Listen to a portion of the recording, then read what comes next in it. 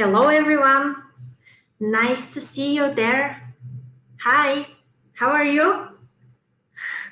Hi, Majid. Welcome. Hi. In the HackConf community.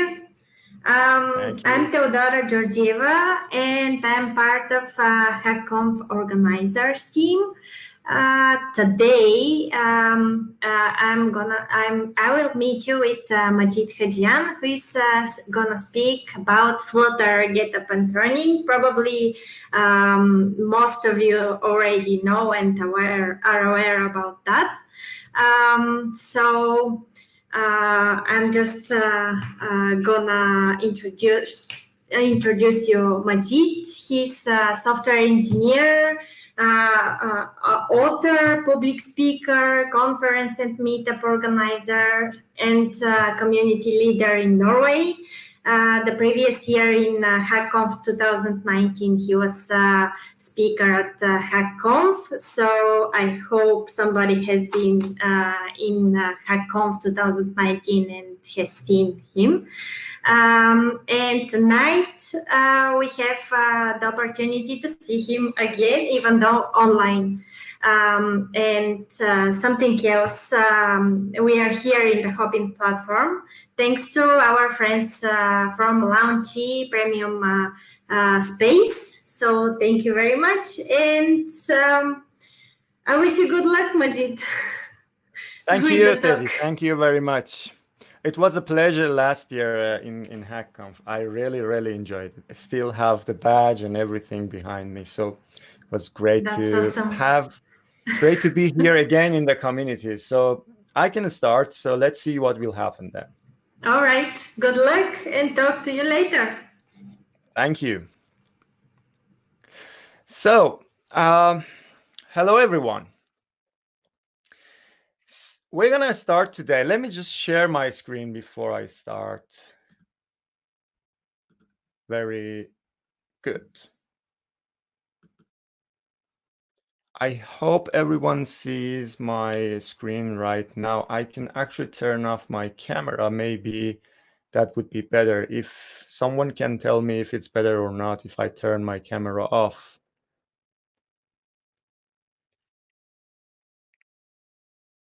So hopefully it's better. All right, I'm hoping that you're seeing my slides. So maybe you can just send me some message or something in the chat, or so then we know that everything is fine. But then I can continue. So it got bigger. Somebody wrote it's probably better. Okay, so that's very good. So I just then turned off my. All right. So let's continue. So Flutter development. So today we're going to talk about Flutter, and then I'm going to show you how fast you can, just maybe in an hour or less, you learn Dart.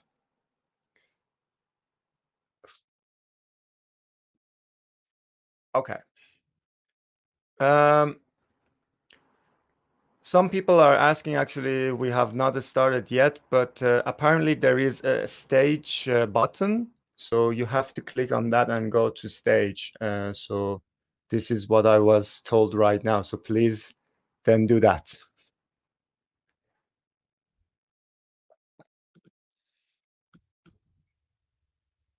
Also, you can maybe, if you are seeing me right now, you can, or seeing my slides and hearing my voice, just write in the chat if everything is fine. Just at least send some signals so the organizers and me know that everything is fine.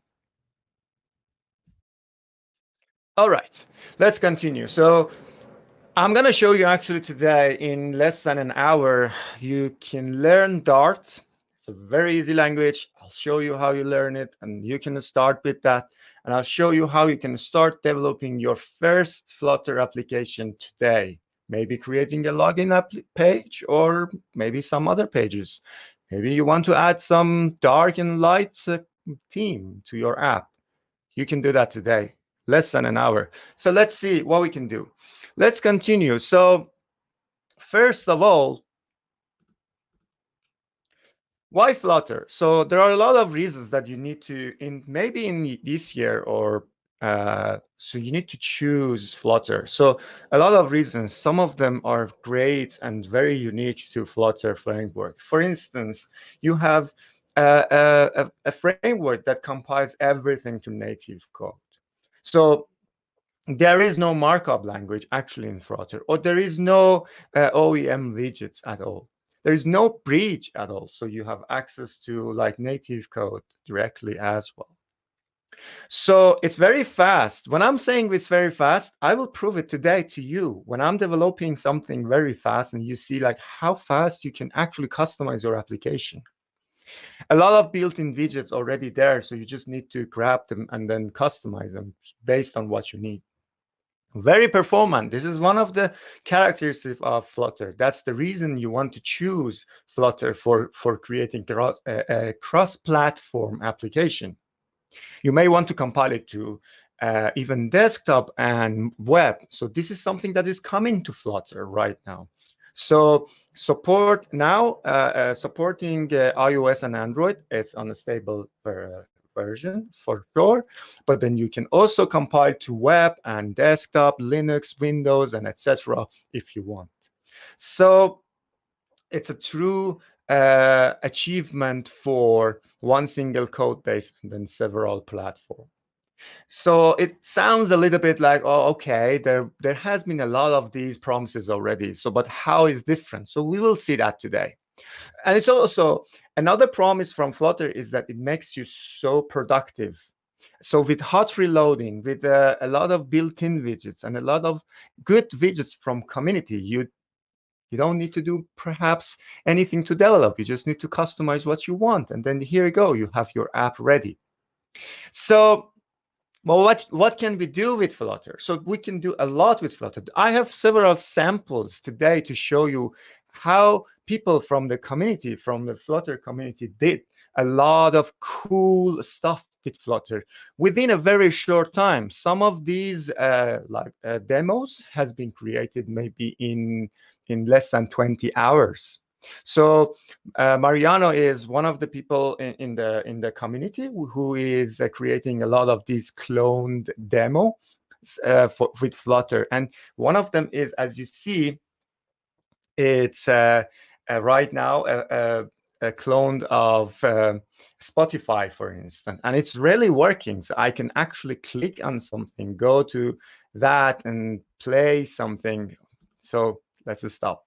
So and you can see other samples, for instance. So we have another example here. See, so a clone of Slack, for instance. This is purely with Flutter. And more, what is interesting is that this has been created in CodePen.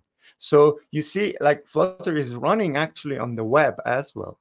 So this has been created on CodePen, which is recently supported by CodePen to add these pens, Flutter pens. Another cool example maybe I can show you is a clone of Twitter, for instance. It's something that you can see here, which he has created already. Or you may also see a clone of WhatsApp. So if you are familiar with this application, it's already been created here. A lot of cool stuff is here. So code samples already here. So you can actually grab my slides and click on these and see the code as well. With a little bit of code, a little bit of time, so you can create these cool stuff. So, but let me just, before I move forward, let me just introduce myself. My name is Majid Hajian. I'm based in Oslo. I'm a software engineer and a community leader. So I love doing a lot of community things. I organize conferences, meetups, and in my spare time, usually I also write books or articles and things like that to just contribute to the community. If you find this talk interesting and this workshop interesting, and if you have any question later, you can find me on internet everywhere, literally with this handler, MHA Daily, and you can find me anywhere, Twitter, LinkedIn, or GitHub, or etc. So, but before we go to the Flutter development, we need to know a little bit of Dart language. Flutter is the language of Flutter development is Dart. So we need to know Dart. But I can show you today how easy is Dart. So there is nothing that you can scare of. You can just simply start right away. If whether you are a JavaScript developer or a PHP or Ruby or Go or any other developers, or even if you are familiar with one of these languages, it might be very, very easy for you to start with Dart as well. So let's go through darts. But why darts? So there are a lot of languages over there. So why Dart? A lot of reasons behind that the Flutter team has chosen Dart. But some of the things that I can mention right now for you is that Dart has several benefits, and maybe other languages has too, but this is very interesting for Dart, which makes it very, very attractive to develop with. So for instance, it's a very consistent language. So object is all over. So you have everything is object. So you can simply do a lot of things with this simple concept. Or you have optional static types. You can also make it very strict if you want. Stream and features, async await, and those kind of things which you are familiar in different languages are natively supported by Dart language. It's also library based. So you have Dart core, sync, mass, HTML, IO for interacting with file system or convert libraries. So you can simply import from them and use those methods that you want. There are also a lot of good tools that is built into the Dart already. So like package management by pop. So you have pop.dev. It has already a Dart FMT, which is a Dart opinionated formatting for Dart. It's already built in. So static code analyzer by Dart analyzer is already there. So you don't need to do anything extra to get that. Transpiling to the different things, for instance, JavaScript with Dart2JS is also available. It's also right now a lot of cool features coming to Dart, for instance, accessing with to the native code or writing or running maybe WebAssembly and etc. And also it's a multi-purpose language. For instance, you can write Dart on server or client. Like I said, in client, you can simply transpile it to JavaScript. You can use Angular Dart or Polymer Dart, or maybe you can just purely use Dart for client. You can use server side with different approaches. Of course, with Flutter, you can do mobile, of course, web and desktop. You can run it on different embedded system, or maybe you can run it on Raspberry Pi. These are the features of the language, which makes it attractive. So one language for many of the things. So here is a very, very simple example. So if you want to run a Dart in the web, so you have Dartpad, like CodePen and etc. So you can go to dartpad.dev and then write your Dart and then see the result over there. So here's a very simple example of the first function in Dart that you can see. So you have a main function. A main function is a top level function that makes a fun Dart file executable. So this function is getting executed. So as you see here in a main function, I have a for loop, and I just loop over this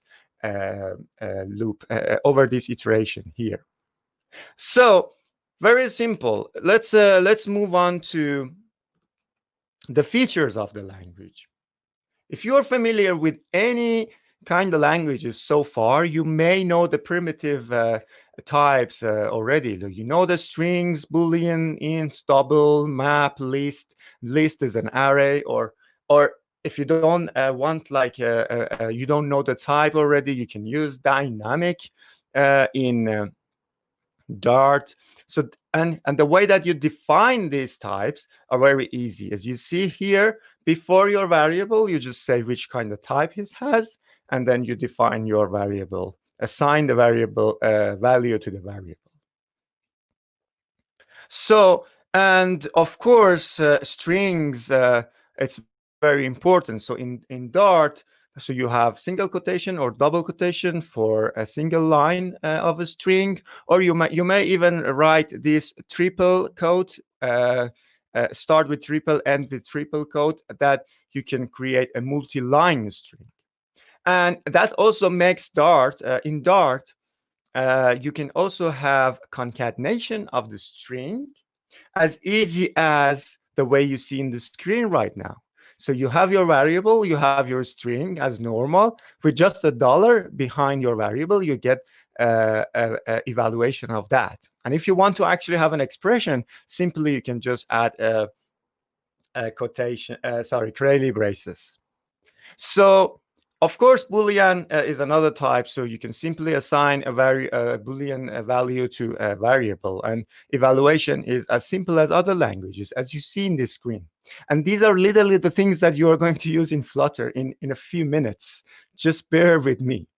So another thing is that you may want to actually create lists or array. It's also known as an array. So you can simply define it as the first line simply just by array braces, and then assign your variable inside it. Or you may use constructor, list constructor, or you may even have a different method on the array to add the variable to that. For instance, if you look at the line 13 in this screen, you have a chain method of adding value to the list that you created already with list constructor.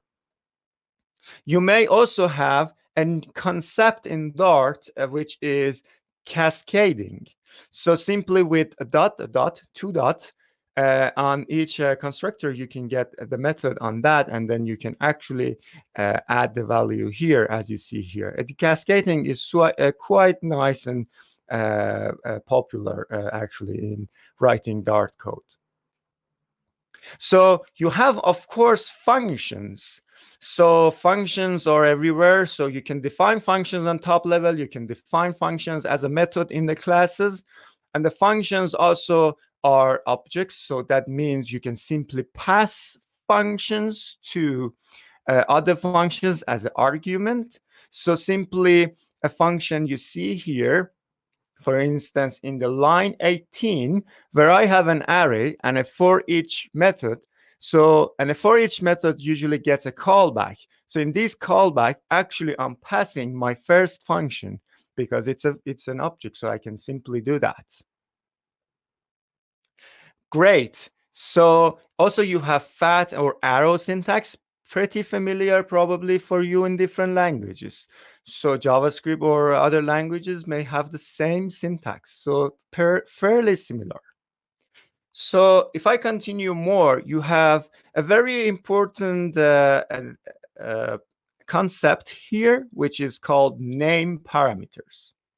So if you are passing your argument to a class constructor or maybe a function, like some function name here, if you actually use curly braces, as you see here, I just highlighted, the curly braces makes this value of is bold, which is a Boolean, and the default value is false, and this is a string name of empty. This is what we call name parameters. The way that it works is that later you have a self-documented argument. So when you have some function, you can simply just say is bold, and this is coming up, and you can pass the value.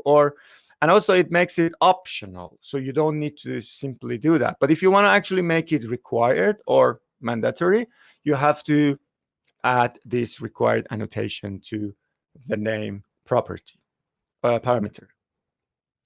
So, and if you have a class, you can do the same thing on this class. So you have a class here, so you have a constructor, and a constructor in Dart is the name of constructor is actually as same as the class name. So this is a constructor here. So you have this bold variable is bold variable, and as you see here, it makes it self-documented parameters. So later, when I actually construct this class, I have this self-documented parameter which I can pass in, and it pops up in all of your IDEs automatically. So another approach of adding parameters to a function or a class is using positional parameters. So that is very simple or similar to other languages. So simply just add your variable, your parameter to the method or to the function. And if you use this sign here, like as I actually defined a string, name string here as a parameter, this makes the is bold because I'm passing that without any curly braces is positional. It's mandatory. But when I use this type of defining my positional parameter, it makes it optional. So then you have to check for null or other stuff here. So very good. So let's continue with the type test. So for instance, if you are creating a person object, for instance, or constructing a person class here, if you want to actually see if this is that's the same instance, so you can simply use is, or a short way is using as. And the way is actually working the opposite way is to add a exclamation mark at the end of is. Okay, very good, simple. So loops. So you need to know loops because, well, that's one of the features of the language. All languages have the same. Well, of course, you have the similar syntax. You have for loop, for in, or you can even have other methods like for each or map or other method on iterable. Here is one example, as you see, for each. Pretty similar to other languages, again, especially if you are coming from web sites, like JavaScript or TypeScript. Very simple concept. So, of course, no languages is complete if you don't catch errors and react to them, right? So in Dart, you have a concept called try, catch. In all the languages, we have almost the same thing. And then you can throw exceptions for sure. Or at the end, you have finally, which you can actually clean up what you want to do. But the way that you define or you catch the errors in Dart is a bit different from other languages. The first way is that you specify with on keyword what you want to catch, and this is a specific exceptions, and you can react to that as you want. For instance, here socket exception when there is no internet, or formatting exception, or other etc. Exception that you are familiar with. You can actually catch them one by on keyword. But if you want to actually catch everything, you can just use catch as similar to other languages. You have E and you have trace as an argument to the catch, so you can have error and also traceable, trackable error or traceable error that you can follow that. Fantastic, similar things that that it makes this language very easy to learn, right? So far. So, and you have also the concept of class. Actually, Dart is it's heavily inspired by object-oriented programming. So you have all those concepts. It's very similar to C# and Java if you are a developer of those languages. So you have a constructor here, for instance, and as I mentioned, and these curly braces in the constructor makes this variable, of course, optional, as well as self-documented. So later when you want to construct this, you can simply say first name and then you have everything. You can also have several constructors with factory for different purposes if you want. For instance, if you want to actually like serialize or deserialize your JSON or other formats, so you can simply use this type of factory to do that for sure. And lastly, you can also define method, as you see in this example, which is going to be accessible. Of course, there are concepts of abstract, generic type, or extends, implement, and other stuff in Dart too, which also makes it available for you to use the object-oriented programming if you want. And of course, when you are extending the methods, you can also use override or super as you use in other languages too. So not very difficult. It's very similar again to other languages. As you see here, even the syntax, it's fairly similar. So you can even if you omit the type, like a string here, so you simply have a very simple class with just a variable which is going to be a dynamic type. So it's better actually to define the type though. So let's continue. There are a lot about this language, but of course what I told you right now, it's sufficient to start writing code in Flutter. And so these are the basics of the language. You may even know them from other languages, and makes it perfect to start with Flutter. Very simple language, right? And so now we don't have any fear because you saw that the language is easy. I also added a link to dart.dev and dartpad.dev, so you can go through the documentation and guidelines and read other stuff. But what I told you right now, it's sufficient to start. Let's continue with Flutter development then. If I say this is enough, then can I start writing my code right now? Of course you can do that. Let's do that. All right. So if anyone is interested of how Flutter behind the hood works, so I added one slide here. So you can go deeper and read more about this if you want. But this workshop or a 1 hour, 1 hour and a half a talk is not about the technical details of the Flutter. I just want to enable you to write your first Flutter code right after this, or maybe even when you are watching me, write your Flutter code right away. So that is the perfect concept in Flutter. Imagine everything in Flutter is a widget. When I say everything, I mean literally everything is a widget. So, but what does that mean? Why this makes Flutter easy to develop then? Let's move on. I have an example here. Let's say you want to create a button section on the right side of my screen, and that has 3 buttons or 3 texts: call, route, and share.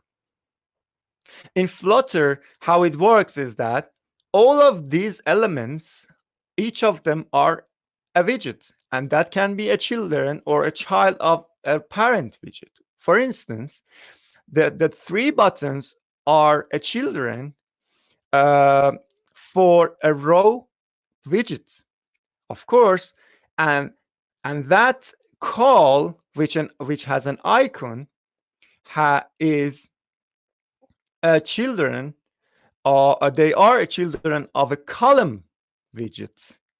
As you see here, a column widget is already a child for row widget. So, and if you go a step in, so now we have a column, of course, and then we have an icon widget and we have a text widget.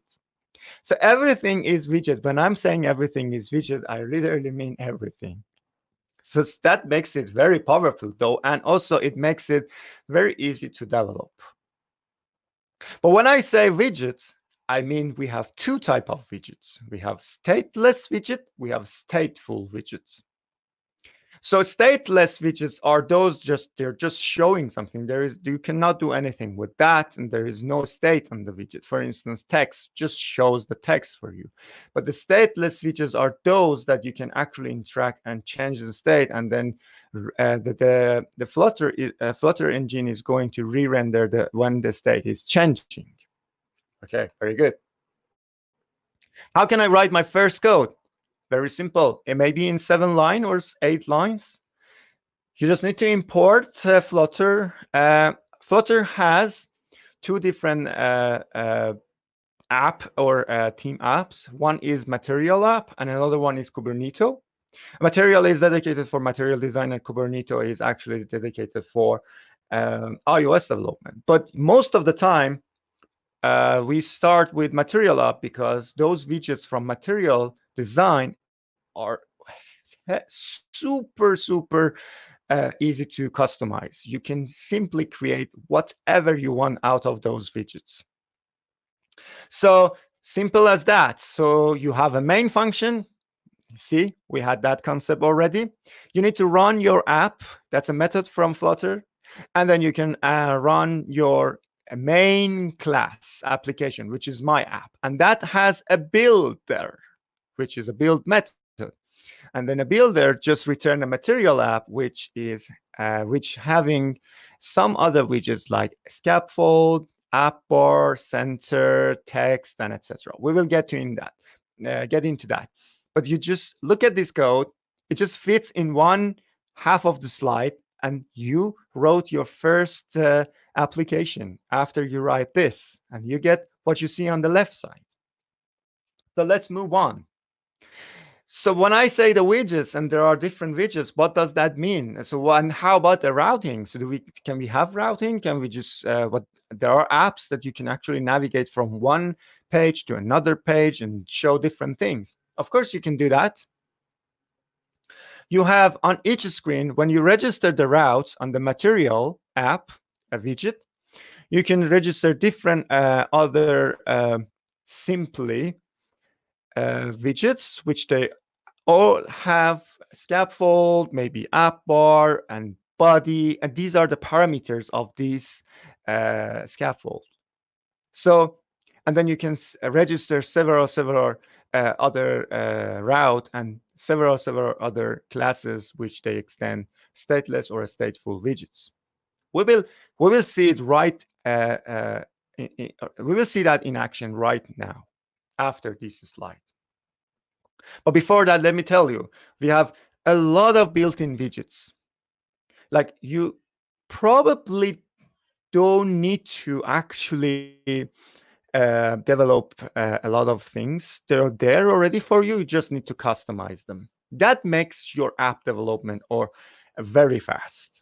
This is something that is very interesting. So these are some samples already here. Like what is the column widget, or what does a row widget does, or what is the container or button, or these type of widgets which you already see. And how can you start? So it's simple. When you actually go to flutter.dev, you first come to the setup of your machine to run Flutter and Dart.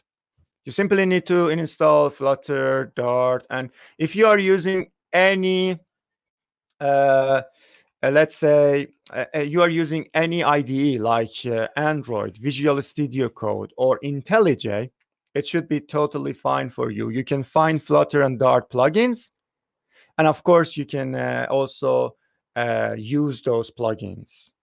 So when you set up your environment and when you install Android emulator and iOS simulator, for instance, on Mac.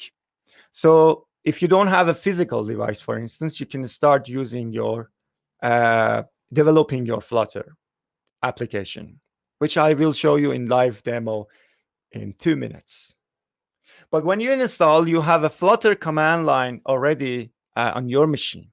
Everything is set up is fine. Then you have Flutter. Imagine, let me tell you this, that Flutter has 4 different channels. You have stable, beta, dev, and master. So technically, most of the time, you may want to actually start using a stable version because that's a stable. But if you are using some features that is not that are not already in stable, you may also switch between beta or dev or other branches. So let's say we are now on a stable, and usually by default you are on stable. You can create your application as simple as just calling create method and then say the name of folder or project you want to add. And you also have other command lines like upgrade or doctor or other things that you can actually see from Flutter command line on your terminal. So once you create your project, so simply you have a folder with everything already set up for you. And this is a slide of running Flutter Doctor. It's checking everything is already fine or not. So at the moment, I'm using a stable channel version 1.17.5, and we will develop an app very soon.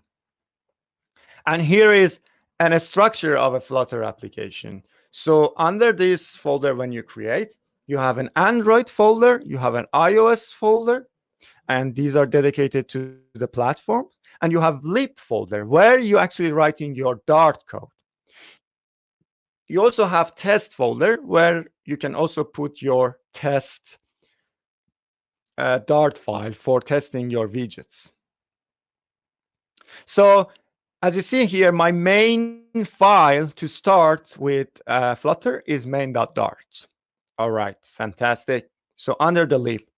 So before that, there is one important file which you have seen in this screen, and that is popspec.yaml file, where you can actually define your dependencies, dev dependencies, or maybe defining what assets you want to import to the apps, or etc. So this file is a configuration file that is adding a lot of things to your Flutter and Dart application. It's good to have in your mind. And of course, no difference. So all of these editors are great. For the live demo today, I'm going to show you all the codes in VS Code, but you feel free to use IntelliJ or Android Studio and just use Flutter and Dart plugin. It is officially supported. So, and then you have all the features that I tell you right now. And let's move on to live coding session. I'm going to actually bring back myself and stop my screen and reshare my screen. Here you go. Fantastic. Please also write in the comment if you see everything okay, or if the font size is fine. I will also remove my camera. Probably it makes my screen sharing much bigger. It's okay. All right, fantastic. No slide anymore. We're just gonna create an application. Okay, I already showed you in the slides how you can create an application. So I have created an application, and here is all the things that I show you. My Android folder, my iOS folder, lib folder, main file, and I didn't change anything. It's just everything is here. So now you see the code in main.dart. This is by default after creating your folder. And I ran my application by just simply running from here in VS Code. I'm using VS Code at the moment. So you should simply run your application with Flutter plugin if you install, or you can also run, if you want, you can also run with Flutter run command. And then I hope you see it right now on the screen. And you just, you can run it also with command line. So no difference. Okay, I ran it, and this is my application right now on the right side. So here's a very simple application, and that has this button, which I click, and the number is changing. All right, that's the default one. But what we are going to create in maybe 20 minutes or around 30 minutes is a simple application that has maybe dark and light theme, and an application that has also a login page, or maybe we can add a login like button so people can log in. So let's see what we can do quickly. So as I showed you here, the main function is the most important one. So this is the root of your application. So from here, you can even extract these classes to the different files and then import here. That's no difference. So this is the root. This is the main thing is going to start. And that main application class is running material app. So, and very good. So, and the material app, so now it comes to the point of the Dart, which I showed you about the named parameters. So if I come here, I have a lot of already self-documented parameter here, which I can pass to this constructor. For instance, temp mode, dark mode, or etc. See, as soon as I actually hit a button, I see all the available parameters on this class. So simply by just moving to this class, I can see all of them. And this is exactly the name parameters. You see, it's starting with curly braces. So I have all of these parameters, which I can actually pass to this class. Sorry. So I'm not going to touch this, but I'm just going to, this is the home page. You see that this is a page which is the title here on the top is Flutter workshop in this class. I'm just going to show you hot reload for now. So let me just add a hot reload. So if I changed it to maybe workshop demo, and if I hit the save button, have you seen this here? It changed very fast, maybe in a second. So what you develop here, it just makes a huge difference. So for you, as because you can simply actually develop very fast. I can remove that, save the button, and you see that this is coming here. Very good. So I have all the buttons already also in my Flutter plugin, so I can even hot restart or maybe hot reload, enabling hot reload. By default, it's enabled, by the way. So I'm going to actually create a class called maybe a login screen. So I'm just going to create a login screen, which is going to extend another useful information which I gave you about Dart, a stateful widget. Because I need the state. I just want to change something in this class or this screen. If you are logging, I want to show something else, for instance. So I'm just going to do that. But for that, I need to overread actually I need to create my state. So I'm just going to actually create my state here simply so you can see that. So here is where I can actually create my state. Very good. So to make it simple, I will also create this class here. So and I can extend this from, because that has a state, from a state, and the state type is login screen. Very, very good.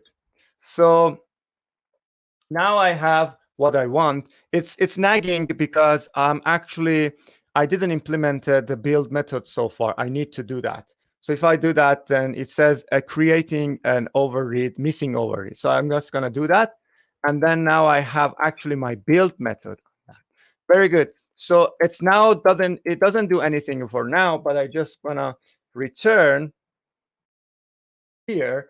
There is one actually a widget called a Scaffold, which for scaffolding your app, right?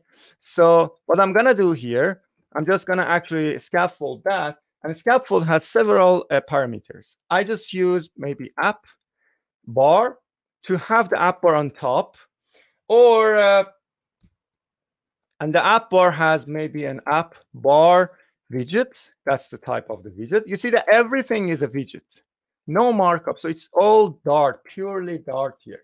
And maybe I define my maybe title. And the title needs to have a text. So I have a text widget for sure. And text widget constructor accept actually text. So very good. So I pass my workshop. Workshop login, for instance. Actually, now I have an app bar.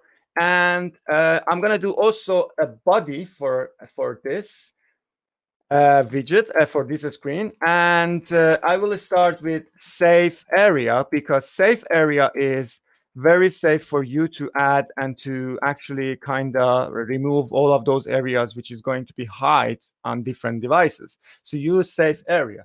And then I will use just a very simple text says, see, text says on the center, just say center. And this is my very simple login screen. So I'm just going to remove everything else. And instead of my home page, I will just pass this. Of course, I don't have this title, and I save that. Here we go. You have your login screen here. So, and the login screen title is that. So as you see, the app bar and body text center. So the center widget makes everything as a child in the widget, in the center. One tip for you when you are developing, when you are using the trailing comma, it makes it very nice for you for formatting. So you see that I get a very nice formatting already here. Very good. So now let's build this page, and let's add more and more stuff to it. I just want to actually add maybe a leading icon here. So let's say some application has the, let's say here, a leading button. See, when I actually type L, it just pops up automatically. On an app bar, I just want to add an icon. And a leading can accept an icon button for sure. And an icon button already has icon. And I can pass icon. Don't worry about the red one, because in my editor, I saved, it saves automatically. So that's why you see that. So I need to pass an icon. An icon again, you see, it's in a widget. Very good. So on this widget, I have, I can pass a list of icons. So already Flutter has an icons list you can use. I will use menu, for instance. And here it comes. So now you see on the right side, I have this, but that doesn't look very good. Maybe it's okay for now, I guess. I will leave it. So if I format, then I have everything that I want. There is something missing here. Let's add that. And we have some events. You can do that. Unpress, it's one of them. So if you click on this, you want to expect to do something, but, or I mean, when you tab on that, so here is where you have unpressed. So for now, I just want to maybe print something to the console. Hello, or menu. Very good. So I just create a very simple nav bar, right? Very good. So let's continue to add our login page. So let's see what we can do there. So first of all, if you want to, this page is not scrollable. So you cannot scroll here. So of course, but if you have more stuff here, then you will get an error that says you have a overflow in the screen and you cannot scroll. So of course, how can we fix that? So this is a problem. We want to have a widget or a screen that can be scrollable automatically. So there is a widget already. Like I said, you don't need to worry about that. And the widget name is list view. You see that when I type, because I have all the Dart and Flutter things already installed in my editor, I get everything automatically here. So I have list view, hit enter, and that can accept several things. But what I am interested right now, it's a children's, which I want to pass in. So this list view makes this page scrollable, and whatever I pass to these children as an array, all the widgets will be there, will be painted there for you. Very good. So now it's empty. For sure, it doesn't show anything. But let's start with maybe adding an image, right? So I have already created my asset folder, and I added this PNG file here. What I'm gonna do, I'm gonna actually go to Spec, come here, and here where I can actually add assets to my Flutter application. So I'm just gonna uncomment this one. I said assets, and this is what I have here. I hope yes, this is not correct. So it's like diamond. Okay, now I have it here. So now I need to actually go back. And what I'm gonna do, I'm gonna actually, first of all, I'm gonna actually show this asset. So it's very good. So how I can do that? There is a widget already again, and that's image. And the image actually has several actually constructor already. So maybe I can use assets because I'm actually using that from assets. So what I'm gonna do, I'm gonna do that. And the name of is that assets, the path is assets and diamond.png. This was what I added already, right? So when I hit that, so it doesn't come up because for adding the assets, you need to restart your application. Then your asset gets to the application. So I will do that right now. And here you go. I restart the application. The image is already in my iOS app because I have a simulator of iOS and it's coming. So now I have a picture. Very nice. So I want to also add a text field which gets username and also a text field which gets a password. Let's see what I can do. Right below this, I can actually create a text field. And that has, again, a lot of name parameters, self-documented. So you can just simply add them. And if you don't know what it is, just click and see the documentation. Very, very simple to actually develop. So let's add a decoration, for instance. Decoration, it just makes it, it helps us to decorate these input box. And there is a constructor for that, input decoration. Very good. And input decoration has several things to decorate the input box. But of what I am interested is, I just want to add a label to this text. And that's it. I just want to say username, for instance. Very good. Add a trailing comma, and then it makes it nicer for formatting. So very good. Now I have my my username. What I'm gonna do here, I just wanna. This is not very nice. I don't like it. Maybe I can add a field property here when I say true, and now I have a better UI here. Maybe I can even change the color for that. I can say fill. And then colors are coming from maybe colors. You can also have a custom colors. Don't worry about it. But then maybe I can have blue, for instance, and then it becomes blue. Okay. Let's move on. So now I have one text field which says username. Very good. What is not very interesting is that it fills the whole screen from left and bottom, right? I don't like that very much. Maybe in the list view, there is a padding already a padding a property, so a parameter which I can pass actually padding. So I'm just gonna add maybe some padding from left and right only. So you have edge inset, and then because this is symmetric, I just want from both sides. I can say symmetric and horizontally. See, it just simply just comes. You just need to know a little bit of this language. And then maybe I add a number here. Here we go. So now I have a padding here and here. So from my whole screen, that makes it even nicer. So I'm just going to go ahead and copy this and add another field. But this time, I just want to say this is a password. But you see that the problem is that then when I type, I see everything. So how can I make it obscure? So, well, of course, on text field, you have one parameter called obscure. Then you can just simply pass that. Here you go. You don't see anything on this field. And now this is your password. So now you have your two text field here. How about adding two button already here?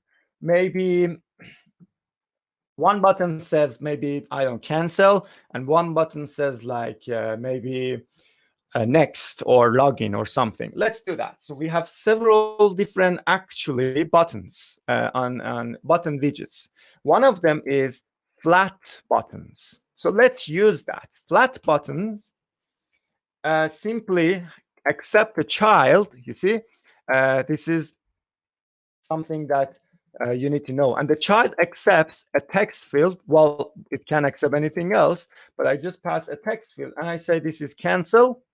And of course, it's now showing me some issue, and it says that you didn't implement one of the method which is required, and that is actually Unpress. What is going to happen when I click on that? And this is a function which you can actually maybe, let's say I just print. At the moment, I don't do anything. I just say cancel. And here you go. So you have one button here, which has this nice ripple and everything for that. You can fully customize this. You can change the color of that, the brightness of that, the decoration, whatever you want. You can do that. If I go to this, you see that this has a lot of property for you to just customize this button. Let's go back and add another button. So I will add another type of button because I just want to show you a different type, different widgets. So raised button is another type. So let's add that, and of course that also accepts this Unpress, well, which is fine, and a child, which at the moment the child is a text constructor, which I just maybe say next, and trailer, and here we go. I have this nice formatting thing. So now I have cancel, next, here you go, everything. But you see that it's not looking very nice right now because the user and password are just stick together. Maybe between these two, this text and this text, maybe you want to add just maybe something that it just makes some spaces. And there is a widget for that, of course, in Flutter, and that is sized box. And size box, if I just come here, has several already property, and one of them is height. I just want to add a height here, just makes a height between these two. So now I have a height. Okay, very nice. And also, I think I don't like these buttons comes right after each other. I think I like them to come as a row.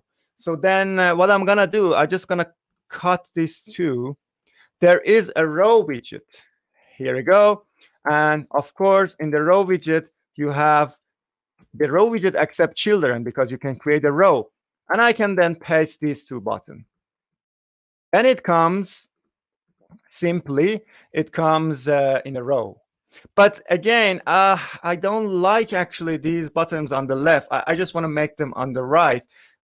That's okay, very good. But what I can do is that on the row, I have main axis alignment. And the main axis alignment has main axis alignment type, which can be end, for instance. And then it goes on the right side, on the end side, which is fantastic. All right, so let's move on. So I still have 10 minutes. So, well, let's see if I can actually make this login to work. So a little bit of space here. Maybe I can add a size box also here with the height, maybe 20. Yeah, well, now it's better. Of course, very good.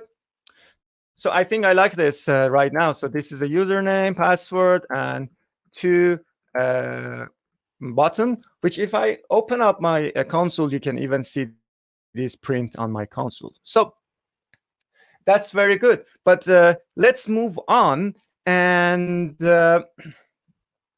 add some other things to here. This has a state. So what if I log in, and when I log in, I don't want this to be appear. I just want to show something else. Okay, no problem. What I can do, I can just say is login. I can just create this is login variable, which the default value can be false. And very good. And also I can you can also call initial state on the widget, stateful widget. When you extend state, that's another thing you can do. Okay, very good. That's let's move on. So now is false. I just want to change when I click on this, I just want to change that to a log something else.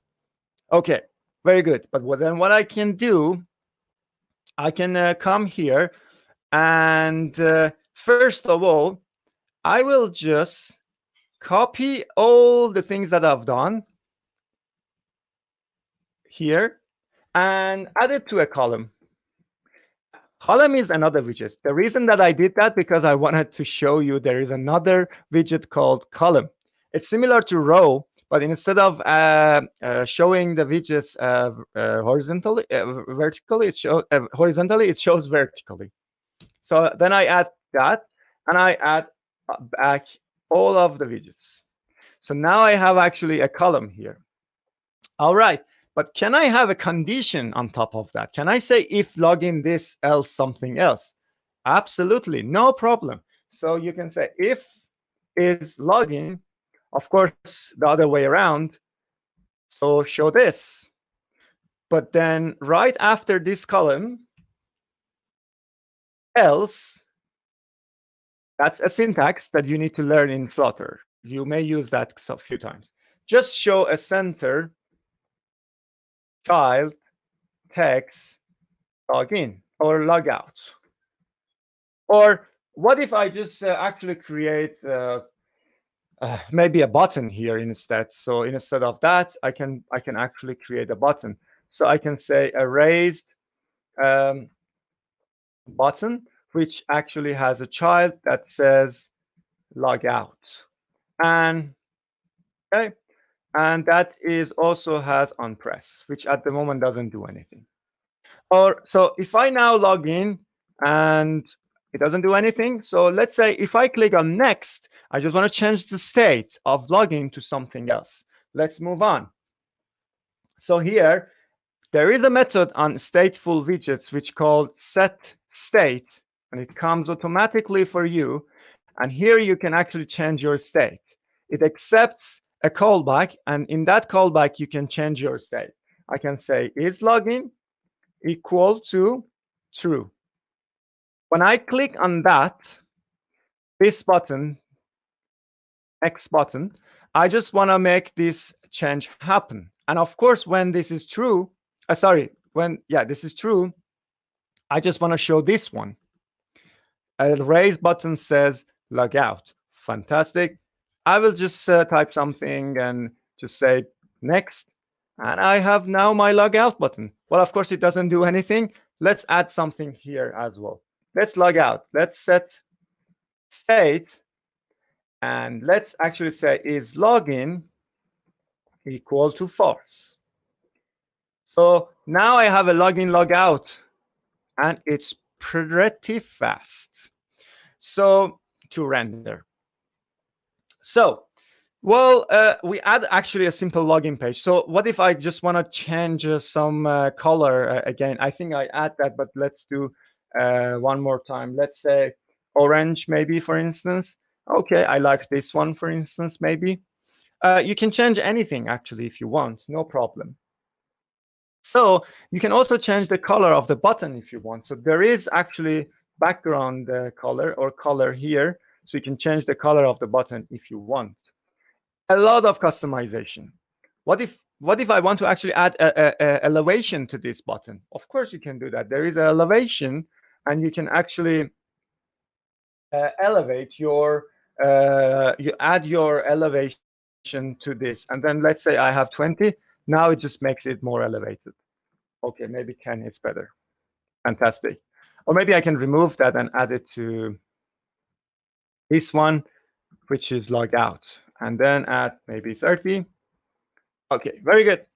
So, well, what if I have still 5 minutes? What if we add a dark and light theme to this application? And well, simply, we are just handling that for both Android and iOS, right? So let's move on. If I go back up to my application here, I have a theme on my material app, which says at the moment, my primary swatch is blue. The color is blue. This is what you see here. I can change it to anything else. I can change it to orange, and you see it's going to become orange. Or maybe I can change it to red, or it can be red. Okay, but what if I want to actually have a dark mode? So if I now, let me just make this a little bit smaller. Yes. So if I now go to setting and go to I guess it's general, or maybe it's accessibility. I just want to make my developer. I just want to make my theme dark on this iPhone. So this is dark, okay. But if I come back to app, there is no change. Well, that's a pity. What if I want to add that? Okay, that's good. Let's just go back to this. I just want to add this, see how fast we can adopt these changes. Maybe in 2 minutes. I have 2 more minutes. So what I'm going to do here, here I have my theme data, right? So in theme data, you can actually check the brightness. You can say the brightness, and the brightness is coming from this class, enum. It says brightness is light.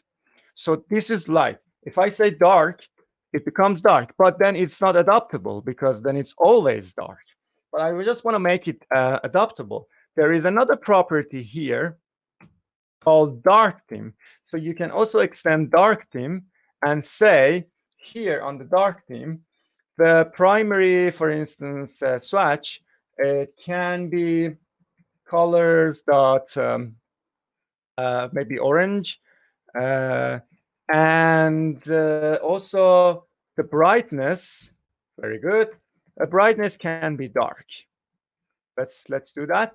And what if I can also add this density, visual density as well. So that's very good. So now I have a dark. I just want to change this red to blue, so it makes it different. So now I have a dark theme here. So let's see if it's adaptable. So if I come back here, if I change to dark, now my phone is dark. If I come back to my app, then it becomes dark. So here you go. You have the dark mode already implemented in your application. You can simply change your dark to bright and come back to app, and here you go. So, and now it's adaptable. So very, very nice, because in just maybe less than 30 minutes, I implemented for you a login page, very, very simple login page, dark mode. And I ran this app on both, Android and iOS. And I have everything. I loaded an image and etc. Of course, that's not a real application for like what you want to do. There are a lot to grasp, but I just wanted to show you like how fast I with just explaining and just showing you in less than 15 minutes, sorry, it's 20, 30 minutes, I just show you how I could create this login. And here is just a simple things that I need to add, maybe an HTTP request. And after that, I can log in simply. Like, this makes it very easy. You need to just import other libraries to handle HTTP. Of course, you have a lot of things to learn, like state management and etc. But these are the things that comes. My goal today was just to show you how fast you can just simply create your first Flutter application. If you have no experience at all, you don't know what to do. And this is how you can do that. So this source code, I will just commit and push them to the Git, and then you can use them as well. I will come back to screen, stop sharing, and bring up my slides again. Just a few slides. All right. I talked very fast, I guess, but I hope everyone is fine so far. Let's turn off my camera, so hopefully you see my slides. So summary, what you've learned today in less than an hour or an hour and 10 minutes, you just saw that actually Flutter and Dart is, I see, as awesome. In less than an hour, you can learn Dart, and you learn. And in less than an hour, you could actually create a login page for both Android and iOS. And you can even compile that to web, by the way. If you just move to web, Flutter beta channel, you can use Flutter Web and you can compile it to web or maybe desktop. What about desktop? You can do that too. Then there's no excuse for that not to use it now. So just start using right away. So after this talk. And if you have any question, I am here for you to answer. I think we have still time to answer the questions. And you can also grab my slides in this link, as well as the sample codes here. I'll try to also tweet these slides and sample codes on my Twitter. So if you are happy to follow me, or if you liked this presentation, just go ahead and follow me. I will tweet and be in touch with you. So I will stop sharing and bring back my... And Teddy's here. Hello. Hello. Thank you very much, Majid. It was so interesting to me personally. Yeah, very, very nice. So I'm happy to answer questions, Teddy, if there is any. Let's see. I think there will be a lot. Yeah, if anybody has questions, just feel free to ask them on the right side of Hopin platform. Let's see if anybody is gonna text.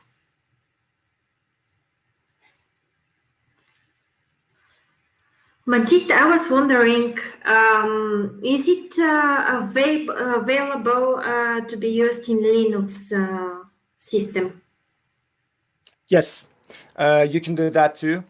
If you have beta channel on Flutter, you can compile this code, which we wrote right now, to a Linux application as well, a desktop Linux application, also Mac application, and web application. So these are the things that you can do.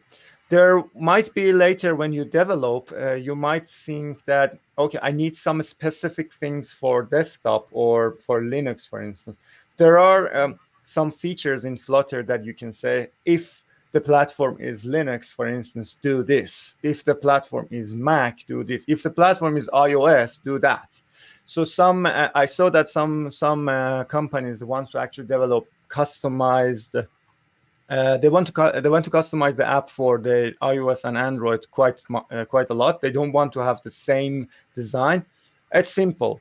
So in Flutter, you simply, what you saw here, there is also can be another if statement and say, if my platform is iOS, just change this color or add this icon. But if this is Android, do that, you know.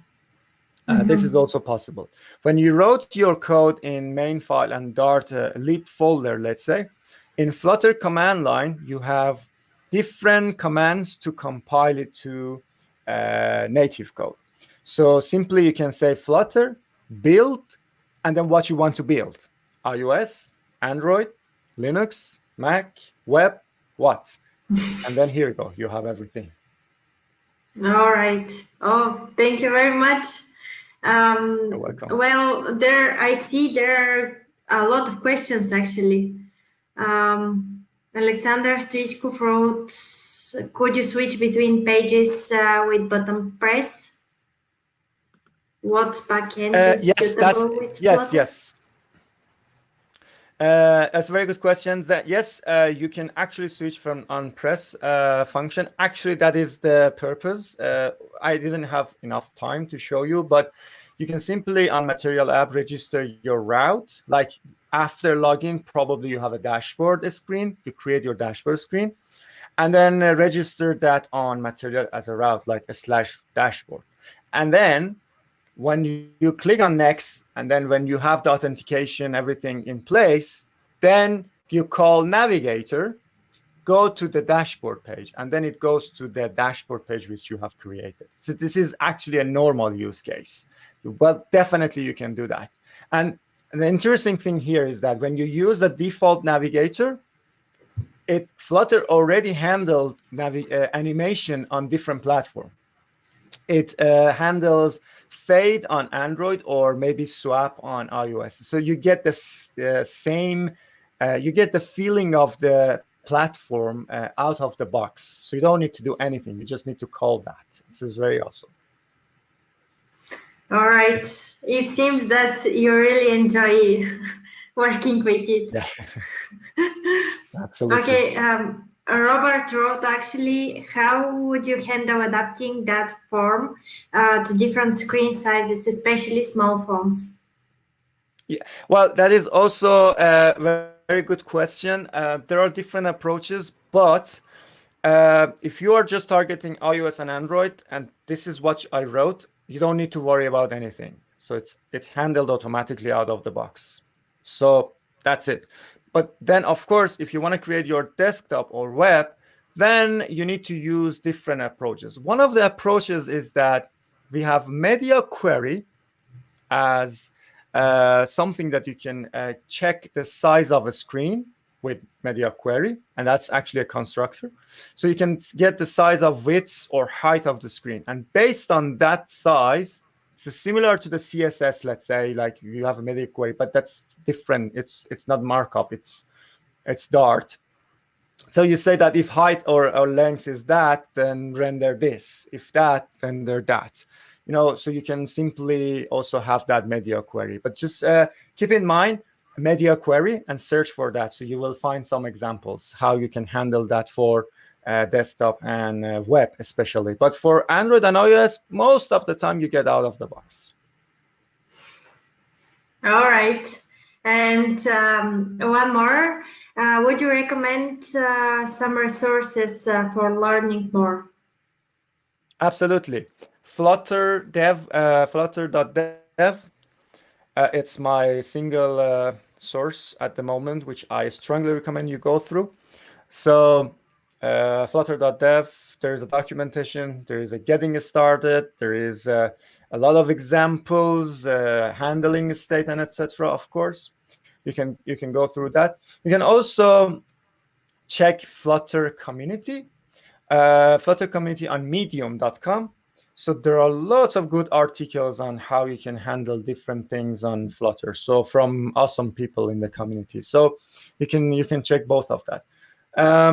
There is also a free course, as far as I remember. With if you go to flutter.dev on the resources, you find a tutorial for free.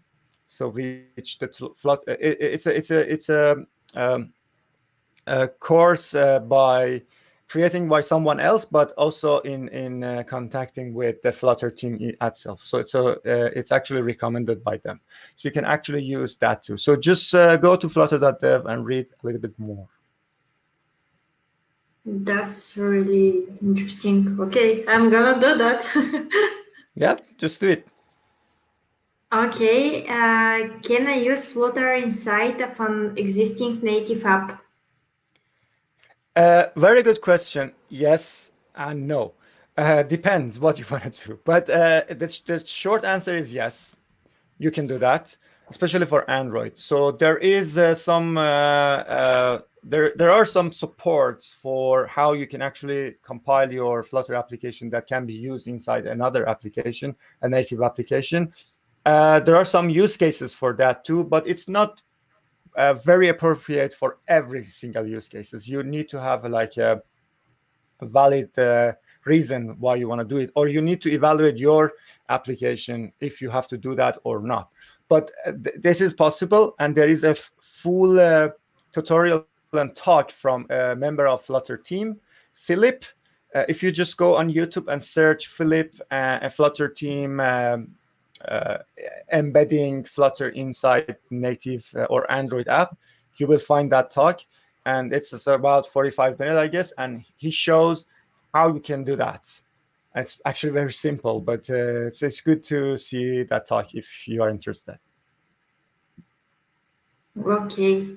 I continue with questions. How far can you customize your widgets with styles in Flutter? As far as you want. Short answer. Like literally as far as you want. I mean, we developed an application with over 500-600 pages over 6 months, and it's quite a big application. And when you see the application, you don't believe that this is material design, because we customize it like quite a lot. And if you just search for sample examples, you find that how far you can go with Flutter. People are drawing arts and textures and very complex stuff with Flutter, which you cannot even imagine that is possible, but it is possible. But then the short answer is as far as you can and you want. All right, interesting. Yeah. Robert actually wrote something about free course was created by App Brewery, and Angela Wee is very good, and it's perfect half of their paid course. So Yes. is that the one That's that exactly the course I mentioned. So that course is, I think it's free at the moment. So you can just find it on flutter.dev. The link to the app brewery is over there, so you can find it. All right. And one more question. Is it mandatory to have Apple device to develop cross-platform apps, Android and iOS? And is there a way to do that without Apple device? Okay, very good question. I will answer this in this way. If you are going to develop an app and you don't have Mac, you can develop to simulator, Android simulator, and there is no problem. So what you see in Android, most likely you see on iOS too. But of course, it's not great because you want to see it also on iOS, test it at least. So if you don't have Mac, it's not something related to Flutter. No one can actually develop for iOS and Mac OS. So you need to have Xcode installed and agree on all the licenses and etc. from Apple. And then you can then develop for iOS and Android. And if you want to compile to iOS, like getting an IPA for iOS and Mac OS, for instance, you definitely need to have a Mac. But let's say if you don't have a Mac and you don't want to have a Mac, you can do this way. You can actually develop on iOS. It's a little bit no, I don't like it, but that's also a way to do it. Then you can use some of these CDCI solutions like CodeMagic or GitHub Actions or etc. They have Mac on the cloud. So you can build for the Mac and then export it, and later you test it. But it's not a good idea, like, not to test and build and ship it. Of course, it's good to have some kind of, like, even a virtual Mac can help. So it's good to have that.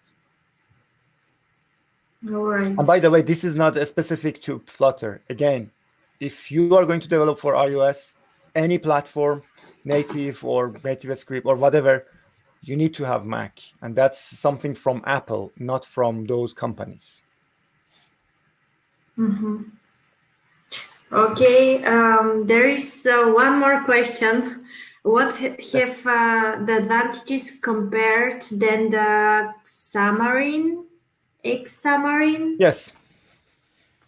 Yes. Very good questions. I didn't develop too much with Xamarin. I'm not too familiar with that. I just customized one simple app with Xamarin a while back, maybe 6 months ago.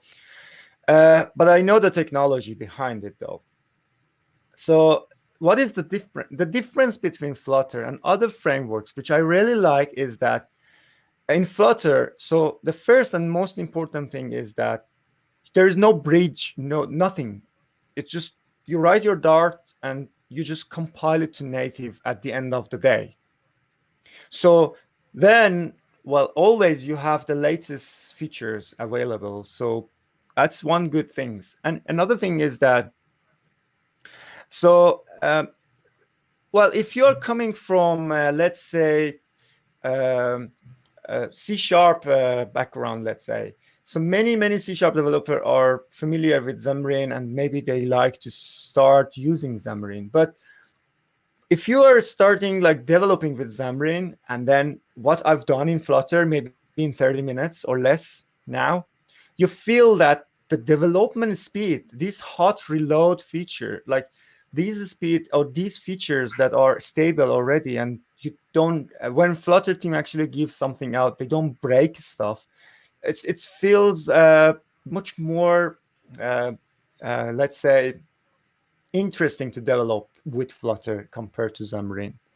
So when I developed with Xamarin, I remembered first of all, I had a, a lot of issues for setting up that environment. And then after that, when I did that, so the development wasn't as fast as this. And you see that in Flutter right now, it's just Dart. You just write code Dart, and you don't care about iOS and Android. So everything you write is in Dart and just Dart language. No XML, no other languages for creating these UIs. So it's a big plus. And imagine you write a logic in Dart, and later you want to actually use the same logic from Flutter and your app in your web.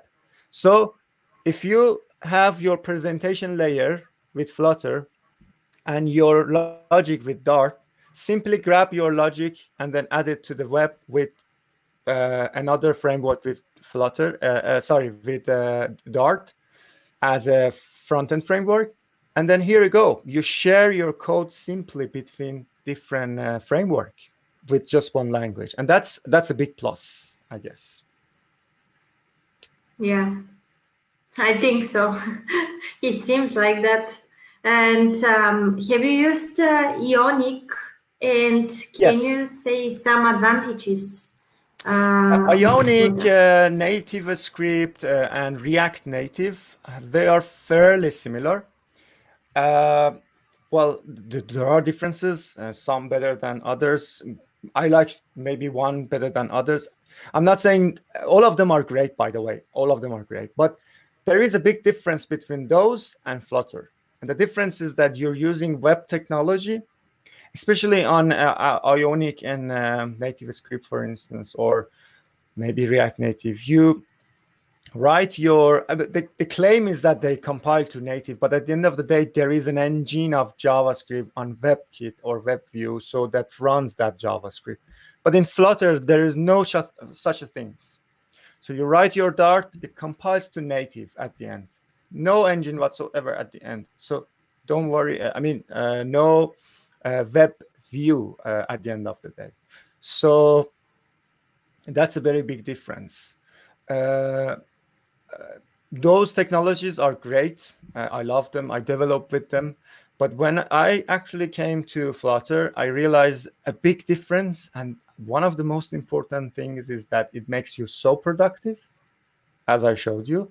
The tooling is great, and it's less buggy and less distraction when you develop, because you just deal with one language and the feature of the language. Nothing else, no CSS, no HTML. I'm not saying those technologies are bad. I'm a web developer as well.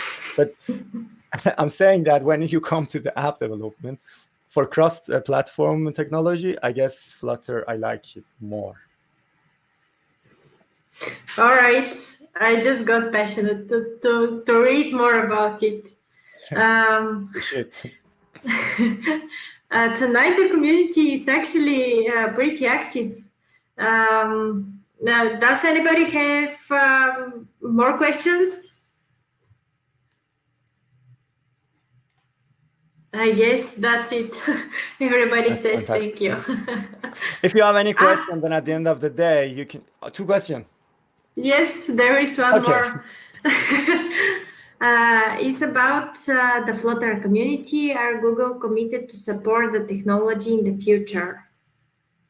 Yes, very good. I think last week, 1st of July, we had in Nordic countries. I was the MC, let's say. We had Chris Sells, Flutter product manager, and it was around 1 hour our meetup, and 1 hour of Q&A, just question. And he answered a lot of questions. And one of those questions, which I get a lot and I asked, was, does Google or will Google shut down Flutter at some point, like other technology?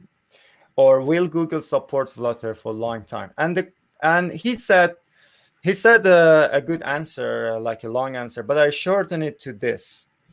He said that, well, inside Flutter, inside Google, we are using Flutter for quite a lot of applications, and Dart as well. it's very less likely that Google is going to destroy that for no reason, at least for near future. So it's pretty safe at the moment to think that Google will support that for sure for a long time, because they are using that, not they, but also the big customers of Google. I don't know, like maybe Adobe or other companies, like big companies are using Flutter. So they need to support that for sure. And let me tell you some interesting statistic from Flutter team, because he shared. By the way, you can watch this video on my YouTube channel. Just search my name and you can find it.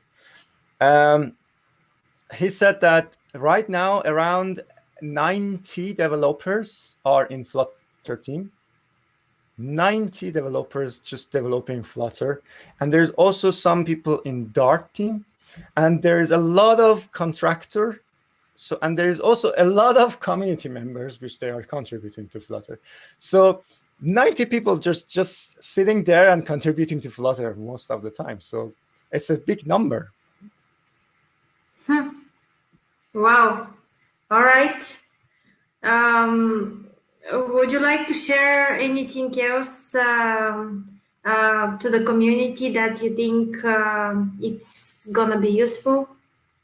Yes, maybe two things. First, just give it a try and see if you like it or not. So, and also don't care about any comparison article or etc. Just give it a try. My target right now is an hour, and you just go through this and build same login and see if you like it. And also, you don't need to necessarily choose Flutter for everything, but you can evaluate your project and see which technology fits better.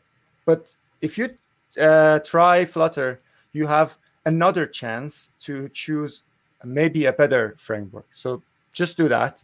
And the reason that you are here is because of that. You want to be encouraged to use Flutter. And if you have any question, second thing, so you can send me or drop me email or send me a message on Twitter or LinkedIn or GitHub. So I have, I'm pretty active in all of those communities. So I'm happy to answer all of the questions. All right. Thank you very much, Majid. Thank you very much, Teddy, and also the HackConf. It's an awesome community and awesome conference. I really love it. Thank you. Yeah, we are happy to have you at HackConf. So it was really good online talk, even though online. Hopefully, we are gonna see next year again. Hopefully. Okay. Then thank you very much. Thank Have you. a good night. Bye-bye. Good night. Bye. Bye, guys. I hope you enjoyed.